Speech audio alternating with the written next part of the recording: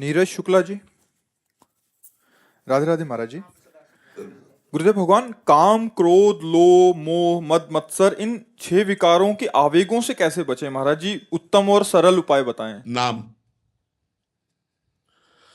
जितना हमारे अंदर नाम बल होता है उतना ही हम विकार को सह सकते हैं। जैसे जब तुम बलवान के चाटा मारोगे उसके फर्क नहीं पड़ेगा, लेकिन बलवान चाटा मारेगा तो तुम्हें फर्क पड़ जाएगा।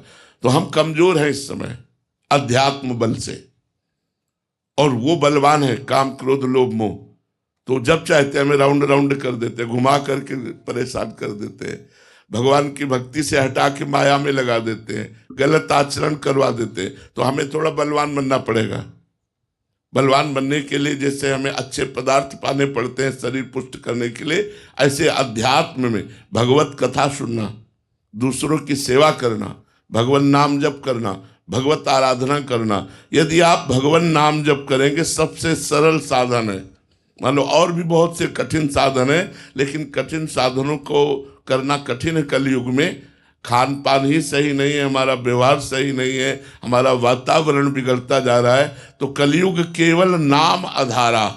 अगर नाम का आप जप करोगे भगवान के, तो निश्चित ऐसा बल प्राप्त होगा कि आपके अंदर की जो विकृति है, काम क्रोध लोभ मोह मद मत्सर, ये सब नष्ट हो जाएंगे। नाम जप में बहुत बड़ी सामर्थ्य है। यदि दैन्य होकर भगवान का नाम जप करो, कोई भी नाम जप करो, राम कृष्ण हरि शिव, जो आपको नाम प्रिय हो उसी नाम से आप देख लेना, नाम का बहुत बड़ा प्रभाव होता है। जो वैश्यागामी थे, चिंतामणि जी की आसक्ति हृदय में प्रबल थी, उन्होंने जब नाम जप किया तो बिल्व मंगलाचार्य बन गए। भगवान के नाम में अपार सामर्थ्य है। एक घोर कामी पुरुष को भी वो परम ब्रह्मचारी और परम तेजस्वी मुनीश्वर पदवी प्रदान करा दे, ऐसी सामर्थ्य नाम में है। नाम जप करो और संयम से रहो और दूरी बना के रखो। जहां हमें लग रहा है हम भ्रष्ट हो जाएंगे, उस वस्तु से, उस व्यक्ति से, उस स्थान से दूरी बना के रखो और नाम जप करो। तो खूब सरल साधन नाम और कठिन साधन नाम। नाम को कोई सरल ना समझ ले, नाम चलाना बहुत कठिन है। आप लोग देख लो चला के नाम, आप निरंतर नाम चलाओ, जो चाहो प्राप्त कर लो, जो चाहो प्राप्त कर लो। हमारे वचनों पर विश्वास रखो जी। नितेश जी काशी से। राधे राधे महाराज जी। गुरुदेव भगवान, मैं कितना भी संभल कर चलता हूँ, कोई ना कोई पाप बन ही जाता है। हृदय में फिर जलन होती है। सोचता हूँ क्या श्री जी मुझ पर कृपा करेंगी? नाम जब तो करवा रहे हैं, लेकिन पाप भी हो रहे हैं। अब इसमें थोड़ा सावधानी रखनी पड़ेगी। कुछ तो हम बात मानते हैं कि वासना से विवश होकर पाप हो जाता है। क्रोध तो तभी आता है जब काम आता है, ऐसे क्रोध नहीं आता है। क्रोध की उत्पत्ति काम से, कामा संजायते क्रोधा, क्रोधा स्मृति विभ्रमा, स्मृति भ्रंशात बुद्धिनाशो, बुद्धिनाशात प्रणश्यति। तो जब हम कामना करते हैं कि जैसे ये व्यक्ति हमारे सामने जो है, ये हमारे लिए ऐसा आचरण करे, ऐसा बोले, और जब वो ऐसा नहीं बोलेगा तो हमें क्रोध आ जाएगा। क्रोध का मूल काम है कामना। कामना से ही क्रोध का प्रादुर्भाव होता है। तो हम दूसरों से सुख प्राप्त करने की जो चाह करते हैं, वही क्रोध पैदा करता है। और अगर हम दूसरों के अनुकूल होने की चेष्टा करें तो हमारी भक्ति बन जाए। सब में भगवान विराजमान है। उमादे राम चरण रत विगत काम मद को, निज प्रभु में देखें जगत, कैसन करें विरोध।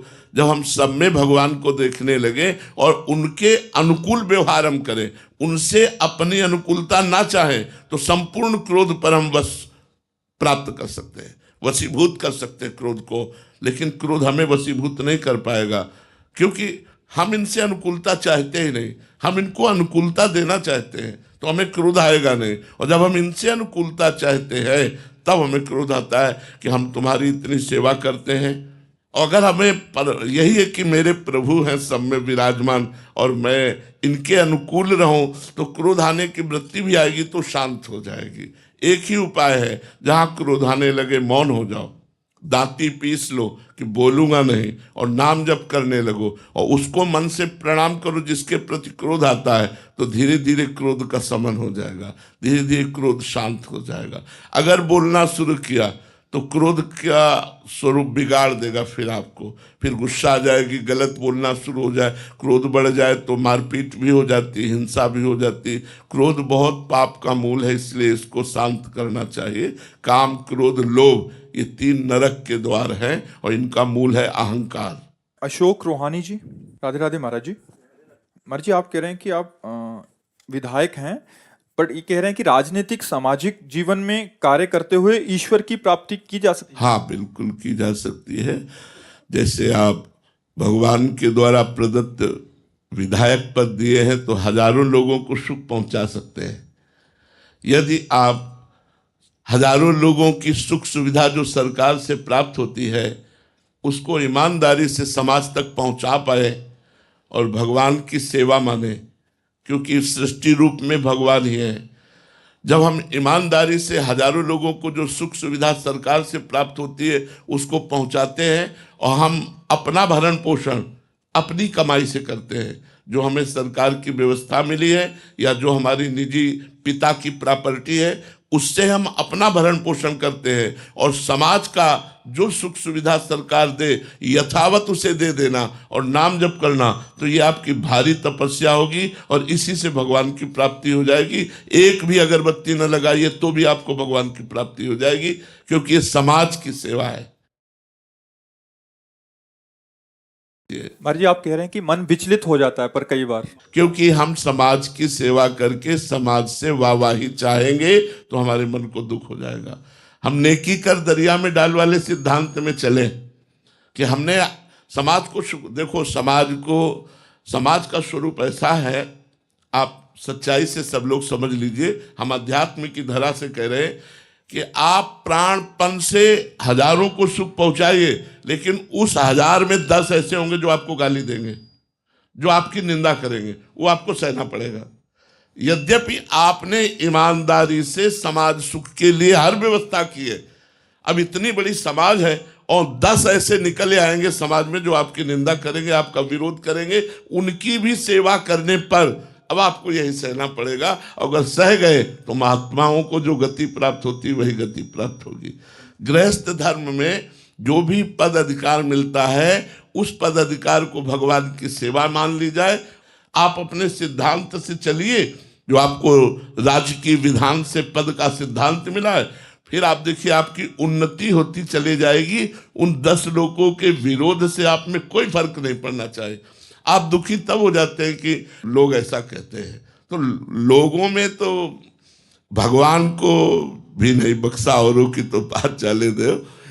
भगवान ने अग्नि परीक्षा ली जानकी जी की, इसीलिए ली कि लोग कुछ बोल न पावे, लेकिन बोल गए लोग, बोल गए कि नहीं बोल गए। तो ये संसार सब कोई तुम्हारे अनुकूल चले असंभव।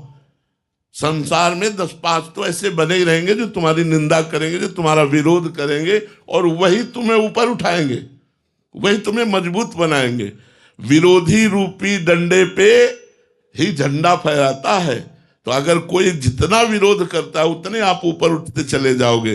अपने गलत नहीं होने चाहिए, अपने बेईमान नहीं होने चाहिए, अपने को समाज को सुख पहुंचाना है। इसके बाद कोई निंदा करे तो कोई परेशानी की बात नहीं।